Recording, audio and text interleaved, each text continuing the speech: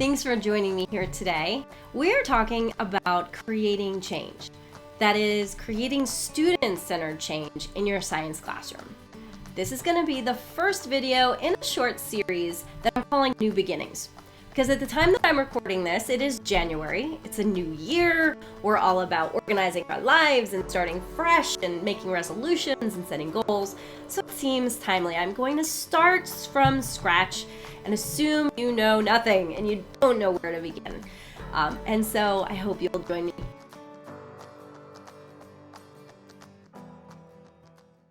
Before I begin into all that, though, I want to just introduce myself a little bit. If you're new here, you don't know me, my name is Lisa, and I'm here with you because I have a calling on my heart to inspire science teachers to reignite their fire for teaching science. There was a reason you became a science teacher, and I want you to feel it again. Now, I think the kindling on that fire, maybe the lighter fluid on that fire, is being able to maintain meaningful relationships with our students. That's one of the best outcomes of student-centered learning. So these two really big goals I seek to achieve with teachers by encouraging a habit of reflection on their teaching practice, not just now, but throughout and after they decide to make a student-centered transformation. And of course, to adopt active learning and student-centered instructional strategies, basically to stop teaching by telling. Simple as that. And then finally, where my heart really is, something I love to do as a teacher is design lessons. To design and deliver lessons that are built on technology, that require that active student-centered learning, but live in the space of the century we're in and all the tools we currently rely on in an effort to stop supplying your supply closet. Stop restocking your supply closet. Forget about the logistics of working with the manipulatives and all that mess every day. Just use technology. It is so awesome. Now, a little bit about me. Why am I qualified to do this? I have come to science teaching late in my career. I was already working in a lab for 7 years as a chemist before becoming a teacher. Long story short, 3 of those years were in graduate school and 4 of them were in industry. In about 2010, I started working for a cyber charter school, teaching chemistry there, and I've been there for the last 13 years. So I really haven't hopped around many places. And now that you've endured pandemic-style teaching, you can relate to some of the obstacles that I had to endure in that specific setting.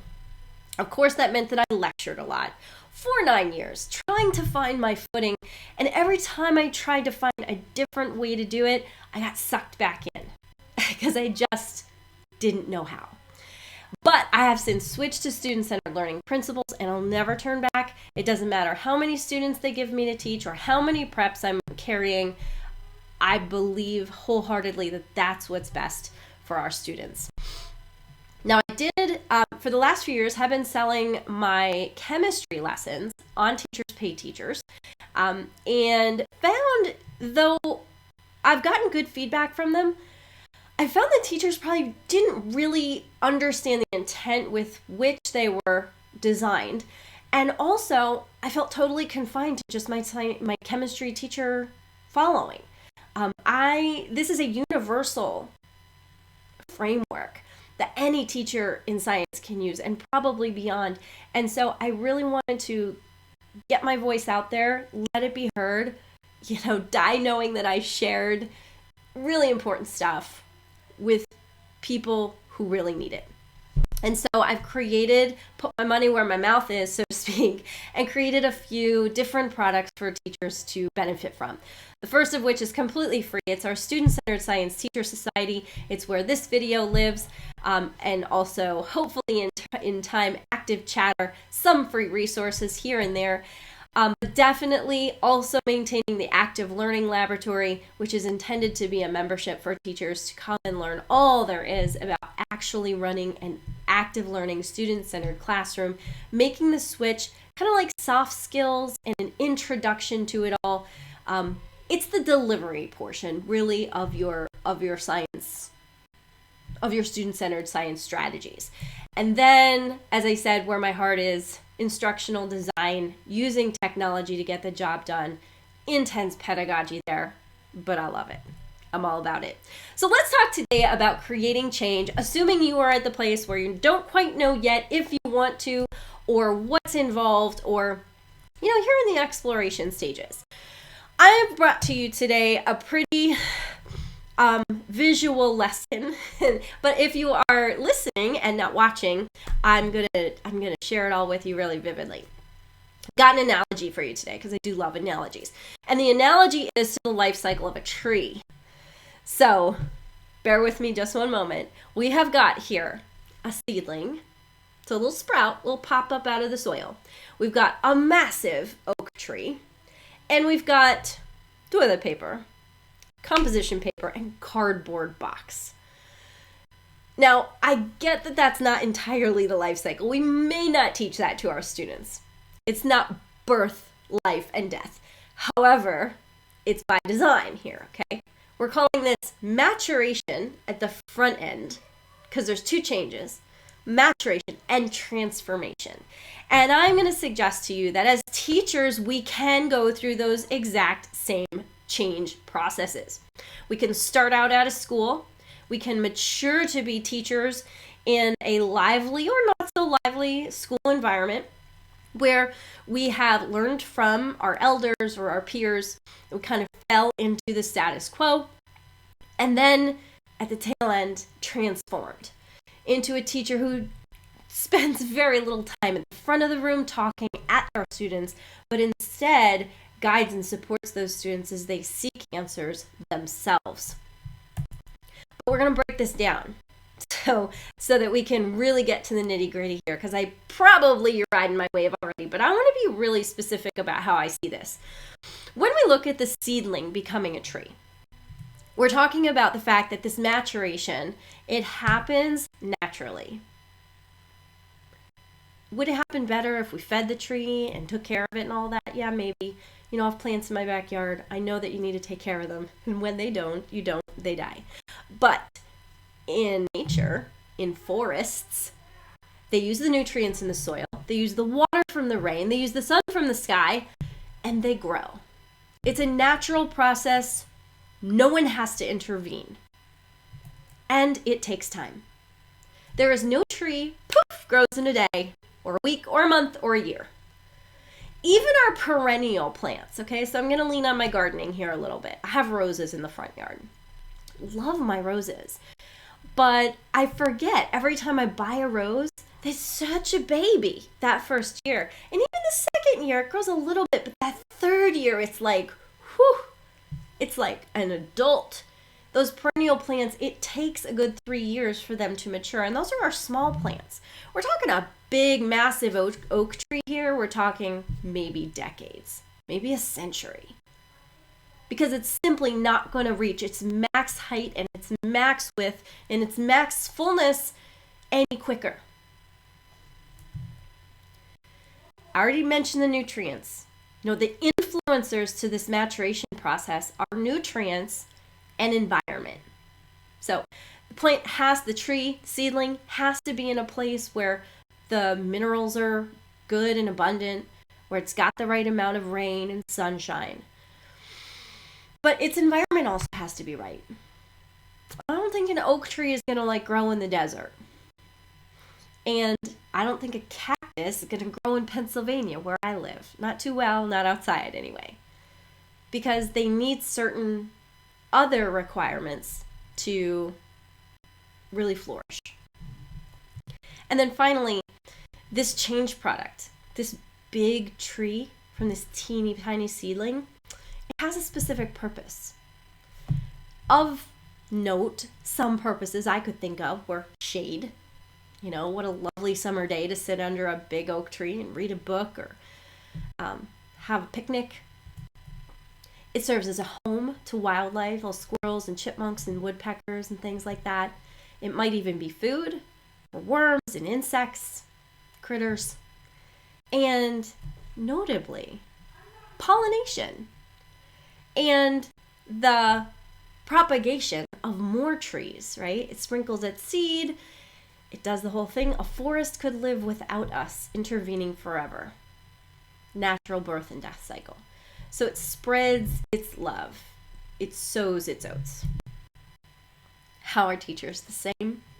Well, in that maturation process, going from college graduate to confident science teacher is kind of happening naturally. And it's not happening in a year. And I'm not saying that any teacher can't come out of college and just be born for this and do a great job. Absolutely. Age and time is not a measure of success as a teacher in the classroom. However, knowing the gray area that we live in as teachers, with all the situations we deal with, takes time to encounter all those situations, and we can't possibly expect to know how we're going to respond to all of them, or what it's going to take, or how it's going to make us feel until we've endured many of them. So, I'm thinking like 7 to 10 years, maybe 5 to 10 years maturation into a teacher who you walk into school and you're like, I got this. And you're kind of on fire, doing your thing. You have your lessons, you have your notes, you know your story, and you're ready to tell it. Students love you. To do that, to become that, in the process of maturing in that way, other teachers and your environment are your influencers. So from the time you graduate college, in your college program, you're usually assigned a cooperative teacher who is, your model. You're watching them teach, you're taking your notes, you're kind of incorporating some of their style into what you are just getting your footing to doing. I'm thinking like Bambi, you're born and you can't quite stand yet. And then you switch roles, and you're at the front and they're watching you and they're giving you pointers based on their experience. And that's just the start of your career.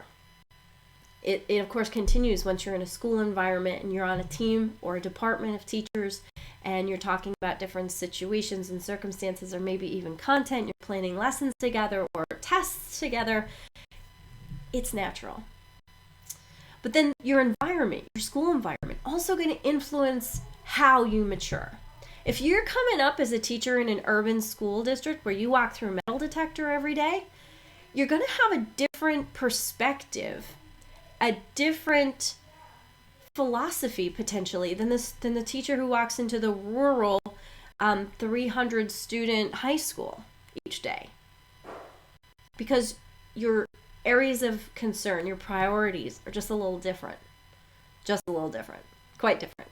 And then me, right? My environment is cyber school. So that certainly influenced me as a science teacher. There's no tangibles. Observing, asking questions, doing experiments. Say what? Right? I could have let that hold me back. I didn't, but what I'm saying here is that it's an influencer. It influenced why I constantly got sucked back into lecturing. The change product from college grad to confident, mature teacher has a specific purpose. And I am not by any means suggesting these are our only purposes or that these are the purposes we want to bring to the table. However, it can't be argued that in the short term, every year, test scores are our purpose. We exist to educate students, and there has to be a series of checks and balances there. We give students tests, we look at their scores, and that's usually on us. Have we done our job or not? I think every parent probably expects us to be imparting life skills for their children, things like responsibility, things like time management, things like social interaction. It's the purpose for school and the purpose for teachers, guiding and modeling those processes. And then if you teach in secondary school, for sure, you're concerned with graduating students because we do. That's what we do. Go to school, and their whole goal, usually all they can see is graduation. And so it's a big purpose that we have. But I'm going to suggest that these are kind of shallow purposes, and I think you probably think the same or you wouldn't be listening right now. So let's talk about transformation. Let's talk about different purposes. When an oak tree transforms into toilet paper, composition paper, or a cardboard box, there's a different reason that it's becoming those things. Now, of course, it doesn't have a brain, can't do that, But the transformation here from tree to object is entirely purposeful. Someone made the decision to do that based on our needs. The time it takes might vary. Okay, I don't know a lot about creating paper from trees, admittedly. But I know that you're not going to take a baby tree and turn it into paper because there just surely isn't enough volume there. There isn't enough cellulose to collect to transform. You want that tree to be big and mature. I'm sure people who do this for a living have an age requirement or a height or a width requirement for a certain type of tree. So maybe it depends what type of tree you are. Maybe it depends the type of environment you're in. Maybe an oak tree grows at a different rate in a wet environment versus a drier environment. I don't know. I'm not an ecology person. Okay? This is an analogy. The desire for a different purpose is the influencer that prompts the change. Oak tree's perfectly happy hanging out in the forest where it was meant to be. But we need it. We've identified a material that it's made of that we can repurpose. And so we figured out how to do it. And this change product has a very different specific purpose. Now, instead of providing us shade and a home for critters and food and pollination, it's allowing us to communicate. It's allowing us to take care of ourselves, personal hygiene, and it's allowing us to store and ship things to one another. And the list goes on. A whole lot of different reasons for paper products, right? A whole lot of different paper products out there. Our transformation from mature, confident teacher to student-centered science teacher is similar on every account. The way I see it, transformation's got to be purposeful. You could work your entire career in a school and no one could ever ask you to change the way you're teaching. Lecturing from the front of the room, handing out worksheets, giving note-taking guides. That could be okay forever. You have to want it. You have to want something more. You have to have a different purpose for doing something differently. Maybe you're not a strong lecturer, okay? We all have different skills, and maybe lecturing isn't something that you're good at or a teacher's good at, and maybe administration does come down on you for it. It says you gotta change your ways. So maybe in that situation, it might be required, but probably not for most of us. The time it takes would vary. I would suggest that I transformed my whole classroom in 1 year, but I was desperate for change. I was relentless in making sure that I was consistent. I believe so much in consistency that I didn't want to do something one day and not the next. So I just was full on committed. But that's not style for everyone. And now a few years later, I look back and I realize I probably totally burnt myself out doing that. So baby steps are totally appropriate. Time it takes could vary. Also, just like the tree, it probably depends on how mature you are.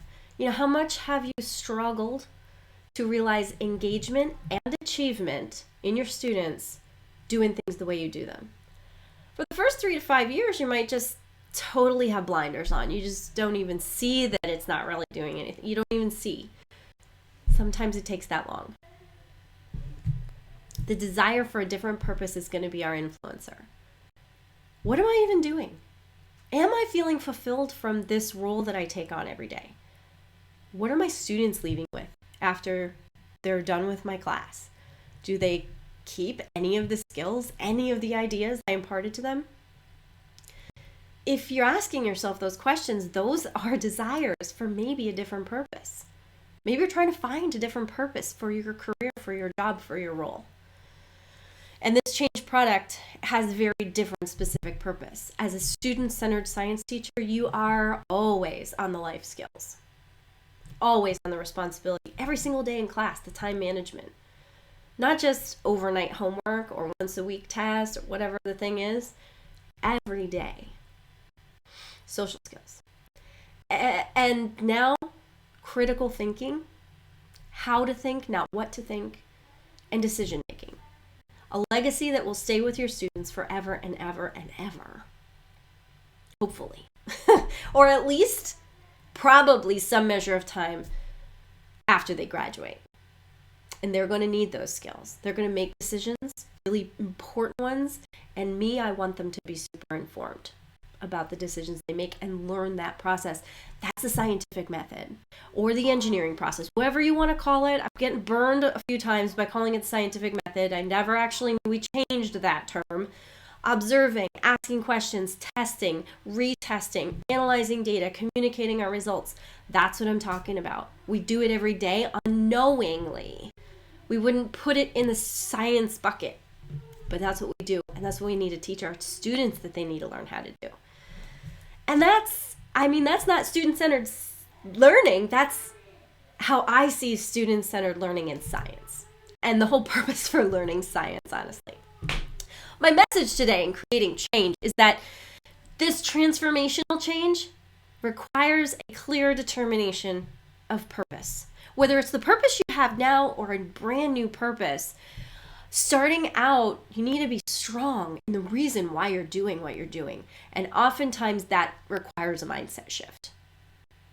Because oftentimes that new purpose you have for yourself, and it's so okay to be selfish in this regard, you need more for yourself from your classroom, you're probably going to have to take the fork in the yellow brick road. You might not keep walking with the Tin Man and the Lion and the Dorothy. Okay, you might have to challenge the status quo a little bit, and it might feel uncomfortable, and you might not feel all of a sudden you are not the confident teacher you once were. So these things go hand in hand. Purpose in your heart and a follow through in your mind. I would suggest to you this is the first step in that transformation, and in the Student-Centered Science Teacher Society in our community, I have shared this 3-step action plan for turning your science classroom into a learning laboratory. You can download it there. As you can see, it says our first step is to reflect on our current practice, and that's in fact what we're going to be doing in our next talk together. But reflecting includes that purpose, determination, and the mindset shift, making sure we debunk our doubts. If you're listening to me and you're going, yeah, but, you've got doubts and you need to feel more confident taking risks in your classroom because you've got nothing to lose. Some of us have less to lose than others, honestly, because we're just that much at our wit's end. You're going to define your why. What's your purpose? Your purpose. Not your principal's purpose, not your coworker's purpose, not your student's purpose. What's your purpose in this role? So that you can align your new approach, your transformation with that purpose. And then getting real about now, helping you to identify what's great about what you do, what you love, what you would never want to leave behind, and then identify opportunities for change. Not necessarily to get better, but just to change and to begin brainstorming next steps. Again, you can get that in the Science Teacher Society community. Until next time, folks, I hope you do some thinking on this. Next time I see you, we will be reflecting as part of our teacher routine. Thanks for joining me.